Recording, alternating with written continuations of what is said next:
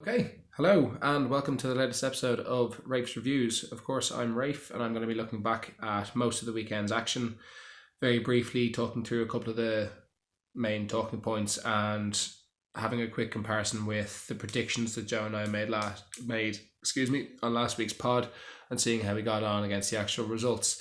Apologies if I don't sound in great form. I'm slightly under the weather and I also got absolutely smashed in the predictions by Joe, so I'm not looking forward to that. There's obviously only one place to start, and that was at Anfield on Sunday afternoon. Obviously, Liverpool took on Manchester City and beat them 3-1. Most of the controversy during the game seemed to come early on in the game when Trent Alexander-Arnold appeared to handle the ball 22 seconds before Fabinho scored at the other side.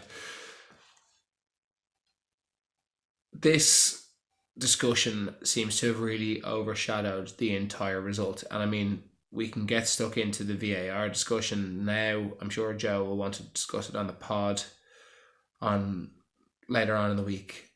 But I mean, we can't not talk about it now. I will state for the record that actually no, I won't. that I'm a Liverpool fan. So I may have some bias in this, but I don't think it's massively biased.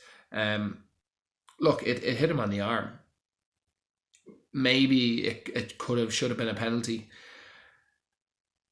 The only defence that I can give Trent Alexander-Arnold is that Dejan Lovren appears to clear the ball in the opposite direction. He kicks it away from him and it does ricochet off Bernardo Silva's hand.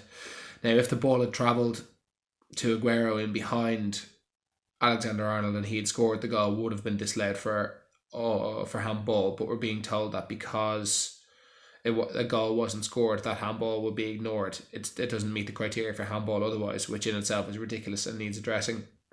The reason that the penalty was not given apparently is because the reaction time was reduced because of a deflection in the box. Regardless of it hit his hand or not, it was a deflection, so there's more leeway given. They also said they didn't have time to get out of the way. The handball law is a total disaster and it's a total shock.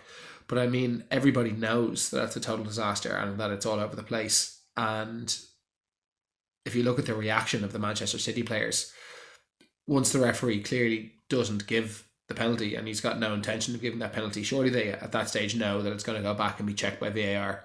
So I can't understand why they stopped playing the match. Sergio Aguero led the protest. He actually ran away from the ball, waving his hands in the air, bashing them. And at any level of any sport, if you switch off and start giving out about decisions while the game is still happening, you'll often get punished. I mean, it's rule number one is play the whistle. At under sixes, the ball goes out for a throw and the kids put their hand up and the ref doesn't see it, and then like the managers go nuts. They play the whistle. I don't know why the Manchester City players feel entitled to stop playing, but they did anyway, and they were punished for it. I mean, you can go further on from the handball and actually have a look at what happened next. Don't mind Aguero and the lack of press up top. Alexander-Arnold was able to play a fantastic switch with his left foot to Robertson. No, sorry, I'm getting the two goals confused. As Liverpool broke out through the middle, Mane took the ball down the left and attempts to cross the ball.